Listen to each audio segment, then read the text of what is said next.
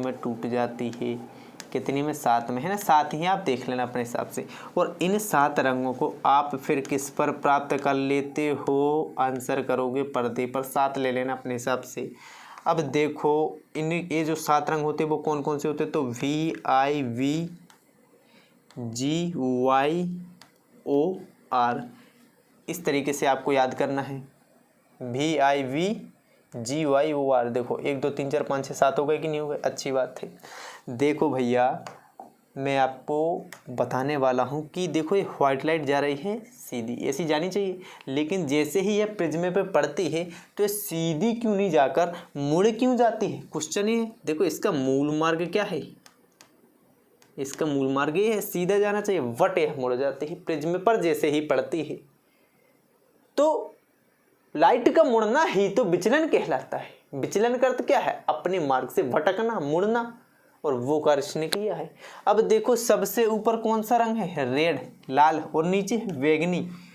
तो यदि मैं विचलन कोण देखूं तो सबसे अधिक किसका होगा, तो आंसर करोगे बैगनी का। सबसे कम किसका होगा, तो आंसर करोगे रेड का। अब रेड के ऊपर पाया जाता है आपका IR इंफ्रारेड, जिसको आप देख नहीं सकते, इनको आप देख सकते हो। ये सभी के सभी क्या है आपका विजिबल, जो कि आप देखते हो, इनसे आप वस्तु को देख सकते हो, इसलिए इसको विजिबल लाइट भी कहा जाता है। कौन सी लाइट, विजिबल लाइट।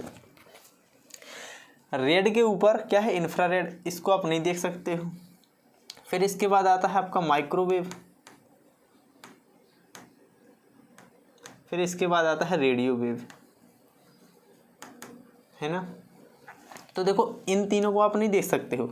इसकी बात करें वायलेट के पहले कौन होता है, तो अल्ट्रा वायलेट UV रेज, है ना। फिर आंसर करोगे इसके नीचे एक्स रेज, फिर इसके नीचे गामा रेज, और ये भी आपके इनविजिबल होते हैं। ये विजिबल होते हैं और ये आपके इनविजिबल होते हैं, ए और ए, ठीक है ना। अब देखो रेड का विचलन कोण सबसे कम है, तो इंफ्रारेड का इस रेड से भी कम है, माइक्रो का इंफ्रारेड और रेड से भी कम है, रेडियो का सबसे कम विचलन कोण होता है। अर्थात वो सभी की सभी विद्युत चुंबकीय तरंग हैं जो मैंने आपको लिखवाई हैं, और इन सब में से सबसे कम विचलन किसका होता है, रेडियो वेव का, सबसे अधिक गामा रेज का, है ना। अब इसने क्या पूछा, सबसे लंबी तरंग दैर्ध्य, और तरंग दैर्ध्य का अर्थ है सबसे अधिक दूरी कौन तय करता है, लॉन्ग डिस्टेंस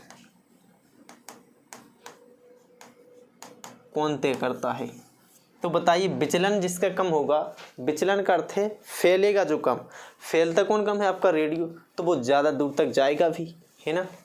तो सबसे अधिक तरंग दैर्ध्य किसकी होगी, आपकी रेडियो की। लेकिन ऑप्शन में रेडियो तो है ही नहीं, ना माइक्रोवेव है ना। ऑप्शन में क्या है, इंफ्रारेड, अवरक्त विकिरण। तो आंसर क्या हो जाएगा आपका, अवरक्त विकिरण। क्वेश्चन नंबर 3 है आपका यूरेनियम, इधर पर आपका यूरेनियम, ये इसको काटो, ये गलत लिखा हुआ है ना। 26वां क्वेश्चन का टाइप हो गया, टाइपिंग मिस्टेक से इसमें ऐसा लिखा होता है यूरेनियम 92 और 235, इस प्रकार लिखा होता है। ये यूरेनियम आपका एलिमेंट है। अब 92 क्या है, तो आंसर करोगे आप कि यह एटॉमिक नंबर है, एटॉमिक नंबर, परमाणु क्रमांक।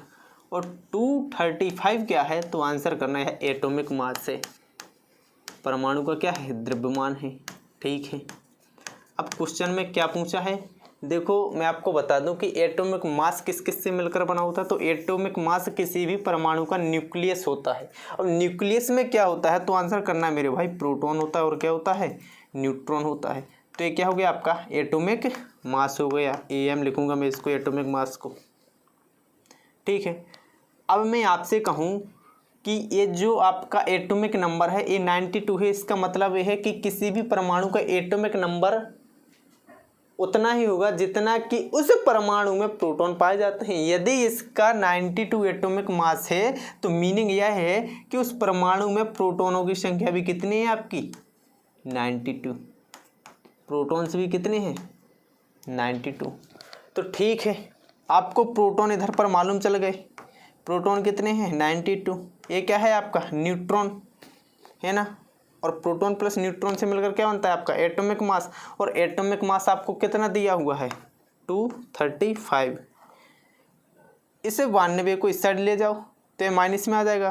तो 235 माइनस 92 कितना आएगा आपका, 5 में से 2 गई आपका कितना आएगा 3, 13 में से 9 गई 4 और 1 आ गया 143। और 143 हैं जो आपके क्या हैं, तो आंसर करना है न्यूट्रॉन है ना। तो आपके इस यूरेनियम 235 और 92 में देखो 92 तो प्रोटॉन है और 143 न्यूट्रॉन है। पहला ही ऑप्शन आपका करेक्ट हो जाएगा, आगे पढ़ने की ज़रूरत है ही नहीं। क्वेश्चन नंबर 4, रंगीन टीवी जो कि आप देखते हो अपने घर पे, उसके पर्दे पर विभिन्न रंग किन प्रकाश रंगों के मिश्रण से प्रदर्शित होते हैं, है ना। जो आप विभिन्न प्रकार के रंग देखते हो अपनी टीवी पर, है ना, रंग कितने भी देखो, लेकिन वो रंग किन से मिलकर बनते होते हैं। अर्थात कहने का मतलब ये है कि मूल रंग कौन है जिनको मिलाकर आप नए रंग बनाते हो, है ना। आप हिंदी में देखते हो कि आपके मूल स्वर 4 हैं, उन स्वरों से मिलकर आपकी पूरी की पूरी वर्णमाला बन जाती है, नए स्वर बनते हैं, है ना। सेम पिक्चर यहाँ पर है, आपके कुछ मूल रंग हो गए जिनको कभी नष्ट किया ही नहीं जा सकता, वे रंग आपस में मिलकर और नए रंग बनाएंगे और उन रंगों को आप देख पाते हो। तो आपके मूल रंग ही प्राथमिक रंग कहलाते हैं। और आपके मूल रंग कौन कौन से होते हैं तो मैं आपको बता दूं, लाल, नीला और हरा, ये तीनों रंग आपके मूल रंग होते हैं और इनको ही प्राथमिक रंग कहा जाता है ना। और इनको मिलाने पर आप द्वितीयक रंग प्राप्त कर सकते हो, चाहे लाल नीला को मिला लो, नीला हरा को मिला लो, लाल हरा को मिला लो, इनको मिलाकर आप द्वितीयक रंग प्राप्त कर सकते हो। फिर इन द्वितीयक रंग और प्राथमिक रंग को मिलाकर या मूल रंग को मिलाकर आप तृतीयक रंग भी प्राप्त कर सकते हो। आपका रंग एक टॉपिक होता है, उसमें ये सब लिखा होता है। तो मेरे कहने का मतलब ये है कि जो प्रकाश रंग को आप टीवी में देखते हो विभिन्न प्रकार के, वो इनसे देख पाते हो, लाल, हरे और नीले से।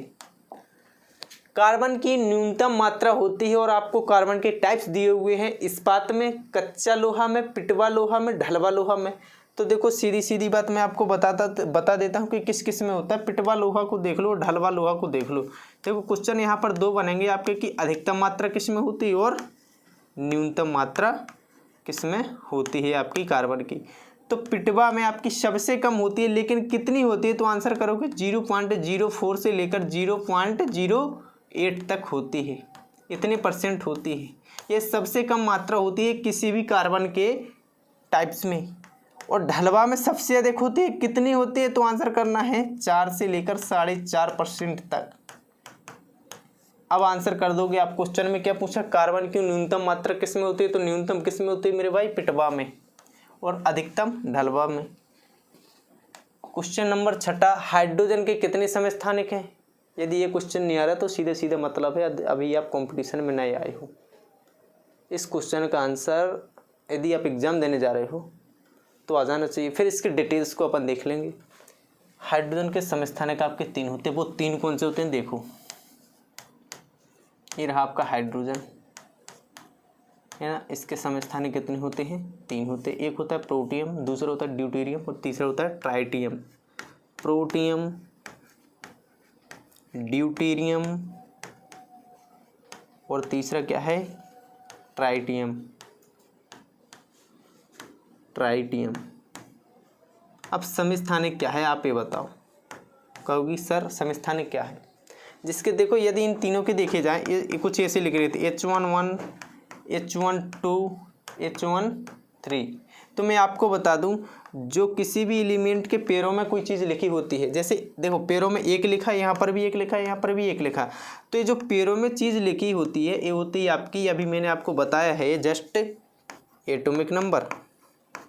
और एटॉमिक ही नंबर आपका क्या है, प्रोटॉन। तो देखो तीनों में एटॉमिक नंबर तो सेम है तीनों के, बट क्या तीनों के एटॉमिक वेट सेम है। इसका जो ऊपर लिखा होता है वो क्या है, एटॉमिक वेट। प्रोटियम का एटॉमिक वेट 1 है, ड्यूटेरियम का 2 है और ट्राइटियम का 3 है। तो ऐसे ही परमाणु जिनके परमाणु क्रमांक तो समान है, एटॉमिक नंबर तो सेम है, बट एटॉमिक मास डिफरेंट है। और ऐसे एलिमेंट को क्या कहा जाता है, समस्थानिक। तो हाइड्रोजन के समस्थानिक है ना आपके सामने, कितने हैं, कितने बताए, 3 बताए, सी करेक्ट ऑप्शन हो जाएगा। रक्त का थक्का बनने के लिए कौन सी प्रोटीन जिम्मेदार है, बहुत इंपॉर्टेंट है, फाइब्रोनोजिन। इसके अलावा और कोई प्रोटीन होती नहीं है जिम्मेदार कि आपका रक्त का थक्का जमा दे। फाइब्रिनोजेन फिब्रिन बनाता है, क्या बनाता है, फिब्रिन। और फिब्रिन फिर आपका एक जाल बिछा देता है जिससे आपकी ब्लीडिंग रुक जाती है, जो आपको चोट लगने के कारण रक्त बहता है। फाइब्रिनोजिन मोस्ट इंपोर्टेंट पार्ट होता है फॉर किसके लिए, रक्त का थक्का जमाने के लिए। निम्नलिखित में से कौन सा आयनिक एवं सहसंयोजक बंधन का उदाहरण है ना। देखो आयनिक में आयनों के बंधन के कारण जो बॉन्ड बनता है वो होता है आयनिक बॉन्ड, है ना। लेकिन सहसंयोजक क्या है, तो सहसंयोजक जो आपका कोवालेंट बॉन्ड होता है यह इलेक्ट्रॉन की शेयरिंग के कारण बनता है, शेयरिंग ऑफ इलेक्ट्रॉन के कारण क्या बनता है आपका, कोवालेंट बॉन्ड बनता है। देखो मैं आपको बताता हूँ, इसका ऑप्शन ए है, लेकिन क्यों है। ये है आपका सोडियम, है ना। सोडियम का आपसे पूछे एटॉमिक नंबर क्या है, आंसर करोगे 11। अब इसका अपन इलेक्ट्रॉनिक कॉन्फ़िगरेशन करें तो देखो ये हो गया इसका न्यूक्लियस, और इसकी पहली कक्षा में कितने इलेक्ट्रॉन आते हैं, तो आंसर करोगे 2 इलेक्ट्रॉन आते हैं। दूसरी कक्षा में तो आंसर करना है किसी भी एटम की दूसरी कक्षा में 8, तो 2 और 8 कितने हो गए टोटल, तो आंसर करोगे आपकी 10 हो गए। अब बचा हुआ कितना इलेक्ट्रॉन है, 1 इलेक्ट्रॉन है, क्योंकि इसका जो एटॉमिक नंबर है कितना है, 11। अभी तो आपने कितने इलेक्ट्रॉन फिल किए, केवल और केवल 10, तो बचा हुआ 1 इलेक्ट्रॉन इसकी बाहरी कक्षा में आ जाएगा, है ना। अब किसी भी परमाणु को स्थायित्व प्राप्त करने के लिए, स्टेबिलिटी प्राप्त करने के लिए उसकी बाहरी कक्षा में न्यूनतम या अधिकतम 8 इलेक्ट्रॉन होने चाहिए। देखो ये तो 7 लेगा, या फिर अच्छा है कि 1 दे दे, 7 तो ले नहीं पाएगा, इतनी तो औकात है नहीं इसमें, 1 दे दे तो वो अच्छा है, ठीक है। तो यह 1 दे देगा, चलो इसने 1 निकाल दिया, तो फिर इसकी ये वाली कक्षा हट जाएगी, फिर इसकी बाहरी कक्षा ये वाली हो जाएगी दूसरी कक्षा, तो इसमें तो 8 इलेक्ट्रॉन है, तो फिर यह स्टेबल हो जाएगा, ठीक है। इसने अपने इलेक्ट्रॉन को निकाल दिया, अच्छी बात है। सेम पिक्चर यहाँ पर ऑक्सीजन के साथ होगी। मैंने O2 ले लिया, O2 का एटॉमिक नंबर होता है 8। अब इसके इलेक्ट्रॉनिक कॉन्फ़िगरेशन को देखें तो इसका न्यूक्लियस हो गया, इसकी यह पहली कक्षा हो गई, इसमें कितने इलेक्ट्रॉन है, आंसर करोगे 2 इलेक्ट्रॉन है। और दूसरी कक्षा में कितने होंगे, 6, क्योंकि इसका एटॉमिक नंबर कितना है, 8 है। तो देखो अब यह क्या करेगा, या तो यह 2 इलेक्ट्रॉन ले ले, या तो यह 6 इलेक्ट्रॉन दे दे। तो आसान क्या है इसमें से, 2 इलेक्ट्रॉन ले लो किसी से, 6 इलेक्ट्रॉन देने में आपका ही घाटा है ना, ठीक है। यह 2 इलेक्ट्रॉन लेगा, ठीक है। लेकिन इधर पर हाइड्रोजन को देख लो पहले, हाइड्रोजन का तो 1 ही होता है ना एटॉमिक नंबर, तो यह या तो इस 1 को दे दे या 1 को ले ले, तो इसकी बाहरी कक्षा में 2 इलेक्ट्रॉन आते हैं वो फिल हो जाएंगे, तो यह स्टेबल हो जाएगा। तो अब एक्चुअली में पिक्चर क्या होती है कि इलेक्ट्रॉन की शेयरिंग के कारण कौन सा बॉन्ड बनता है, आपका सहसंयोजक बॉन्ड बनता है, ठीक है। अब इसने 1 इलेक्ट्रॉन दे दिया, इसने 1 इलेक्ट्रॉन दे दिया, और ऑक्सीजन को कितने इलेक्ट्रॉन चाहिए, 2 इलेक्ट्रॉन तो चाहिए ही है, यह भी 1 इलेक्ट्रॉन दे देगा, और इसकी शेयरिंग से आपका क्या बन जाएगा, 1 ऑक्सीजन इसके साथ जुड़ जाएगा, 1 ऑक्सीजन इसके साथ, और टोटल क्या बनेगा, NaOH। तो NaOH आपका सहसंयोजक बंधन का उदाहरण और आयनिक बंधन का उदाहरण है। शुष्क सेल में क्या होता है, इसके पिछले वाले लेक्चर में भी मैंने आपको बताया है कि शुष्क सेल कुछ ऐसी स्ट्रक्चर होती है ना, मैं पूरा तो बताऊंगा नहीं, लेकिन आपके माइंड में एक मैप तैयार कर दूंगा कि कैसे होता है। कुछ इस प्रकार इसका स्ट्रक्चर 12th की बुक में है, देख लेना 3 पार्ट में। और देखो, और ये जो छड़ लगी होती है, ये छड़ होती है ग्रेफाइट की। ग्रेफाइट किसका अपर रूप होता है, तो आंसर करना है, कार्बन का अपर रूप होता है। एक ग्रेफाइट की छड़ है, और ये क्या है आपका, जिंक का पात्र। किसका पात्र, Zn, जिंक का पात्र। और इसके अंदर भरा होता है अमोनियम क्लोराइड, जिसको आप बोलते हो NH4Cl, और प्लस जिंक क्लोराइड, है ना। ये आपके पेस्ट होते हैं। तो क्वेश्चन में क्या पूछा, शुष्क सेल में या शुष्क सेल में क्या होता है, अमोनियम क्लोराइड, ठीक है। अमोनियम क्लोराइड भरा हुआ है, सोडियम क्लोराइड बिल्कुल भी नहीं है, ना तो सोडियम सल्फाइड, इनमें से कोई नहीं, बिल्कुल अमोनियम क्लोराइड है। अब देखो इधर पर एक और मैं ऑप्शन चेंज कर सकता हूँ, यदि अमोनियम क्लोराइड नहीं पूछा गया है तो ऑप्शन में आपको जिंक क्लोराइड मिलेगा, है ना। ये चीज़ आपको याद रखनी है। और एक और मैं इधर पर आपको क्वेश्चन बता देता हूं कि ये जो ग्रेफाइट है यह एनोड की तरह कार्य करता है, किसमें, शुष्क सेल में, और यह कैथोड की तरह। ठीक है, इधर पर भी आपके दो क्वेश्चन बन गए। शुष्क सेल में ग्रेफाइट की छड़ किसकी भांति कार्य करती है, तो आंसर करोगे एनोड की भांति। शुष्क सेल में जिंक का पात्र किसकी भांति कार्य करता है, तो आंसर करोगे कैथोड की भांति कार्य करता है। शुष्क सेल में द्रव कौन कौन से भरे होते हैं, अमोनियम क्लोराइड और जिंक क्लोराइड। अमोनियम क्लोराइड का एक और अदर नेम होता है, लोग याद कर लो इसको, नौसादर भी कहा जाता है, नौसादर। ठीक है, अब देखो क्वेश्चन नंबर 10वां, प्रिज्म द्वारा विक्षेपण डिस्पर्जन में किस रंग का विचलन सबसे अधिक होता है। तो इससे पहले वाले आपको क्वेश्चन में मैंने समझाया हुआ है, देखो मैं आपको बताता हूं, ये रहा, यहां पर बताया था ना कि कौन सा अधिक तरंग दर्द होती है किसकी। देखो सबसे अधिक विचलन पूछा क्वेश्चन में, जो कुछ भी पूछा हो तो आपसे विचलन पूछे तो सबसे अधिक किसका होगा, विद्युत चुंबकीय तरंग को भी बता देता हूं मैं, गामा सेल का, क्योंकि इसका मूल मार्ग ये है, और मूल मार्ग से कौन सबसे ज्यादा भटका, ए भटका, और सबसे कम कौन भटका, रेडियो वेव। यदि ए 4 ऑप्शन में आपको दृश्य प्रकाश, तो देखो जो आपका रेड रंग होता है, लाल रंग होता है, यह सबसे कम विचलित होता है, और बैंगनी सबसे अधिक विचलित होता है। अब देखो आपको क्वेश्चन में क्या पूछा गया है, क्वेश्चन नंबर कौन था, 9 था आपका, 10वां था। देखो प्रिज्म द्वारा विक्षेपण में किस रंग का विचलन सबसे अधिक होता है, बैंगनी रंग का, है ना, पिछले क्वेश्चन में समझाया हुआ है, देख लेना। निम्नलिखित में से अस्थायी कण है। अब देखो इस क्वेश्चन को आप देखते हो, आप देखते संग ऑप्शन पे तुरंत पहुंच जाते हो। अब ऐसे ऑप्शन को टिक करते हो जैसे आपका घर का कोई सदस्य हो, है ना, आप तुरंत जाते हो इलेक्ट्रॉन को टिक कर देते हो, जो कि गलत है। इलेक्ट्रॉन को टिक करना ही नहीं है। मैं आपको बता दूं न्यूट्रॉन है जो आपका अस्थायी कण होता है। लेकिन क्यों होता है, क्वेश्चन ये है अस्थायी कण क्यों होता है। आप कभी इसको फ्री स्टेज में छोड़ ही नहीं सकते, इसको आपने फ्री छोड़ दिया, चलो मैंने कह दिया आपको इसको फ्री छोड़ दो, छोड़ दिया आपने। अब फ्री छोड़ने पर कम से कम 15 मिनट, 15 से 18 मिनट के बीच यह टूटने लग जाएगा। आपका कौन, न्यूट्रॉन, इसका क्या होगा, ब्रेक डाउन होगा। ब्रेक डाउन होने पर यह टूटेगा, और टूटने पर क्या बनाएगा, तो प्रोटॉन बनाएगा और इलेक्ट्रॉन बनाएगा।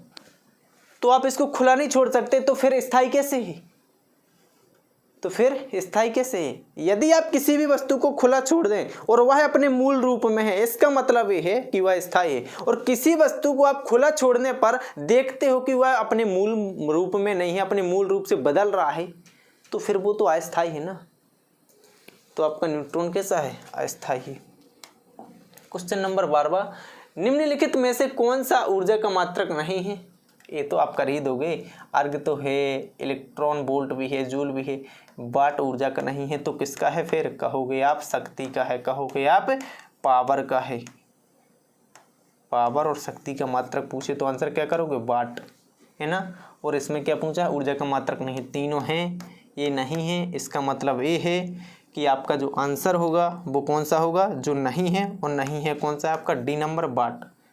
चलो, लैंगिक जनन करने वाले जीवों में युग्म उत्पन्न करने के लिए किस विधि से कोशिका विभाजन होता है। ठीक है, अच्छी बात है। देखो मैं आपको बता देता हूँ कि आपकी बॉडी में क्रोमोसोम कितने पाए जाते हैं, तो आंसर करना है 23 पेयर्स, है ना। ये आपके 23 पेयर्स, 23 जोड़े क्रोमोसोम डिवाइड होते हैं 2 पार्ट में। एक होता है 22 पेयर्स और एक होता है आपका 1 पेयर, है ना। और जो ये 22 पेयर्स जिस सेल में पाए जाते हैं उस सेल को कहते हो आप, कायिक कोशिका।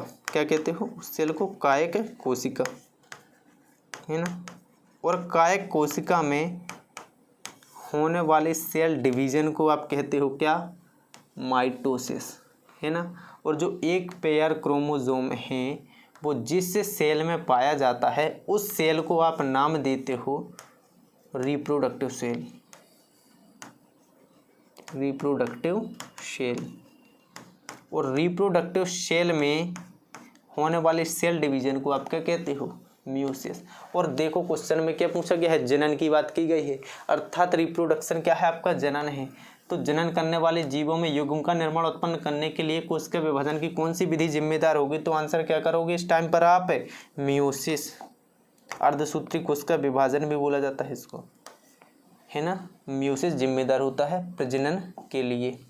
शुष्क सेल में किस तत्व को कैथोड की तरह इस्तेमाल किया जाता है? पिछली ही क्वेश्चन में बताया है कि आपका कार्बन या जो कोई ग्रेफाइट होता है ना, कार्बन से ही मिलकर बना होता है, ये तो एनोड की तरह कार्य करता है। किसकी तरह है? एनोड की तरह। और जो आपका जिंक होता है वो किसकी तरह कार्य करता है? कैथोड की तरह। और क्वेश्चन में क्या पूछा गया है? शुष्क सेल में कैथोड की तरह इस्तेमाल किया जाने वाला पात्र कौन सा है या पदार्थ कौन सा है? तो आंसर क्या करोगे? जिंक। क्वेश्चन नंबर 15 है आपका, निम्नलिखित में से कौन सा बहुकोशिकीय प्राणी है? बहु का ही अर्थ होता है जो आपके घर में उड़ती है वो वाली बहू नहीं, बहु का अर्थ होता है एक से अधिक।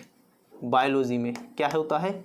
एक से अधिक, है ना। एक से अधिक आपका दो भी होता है और कितने भी हो सकते हैं, ठीक है।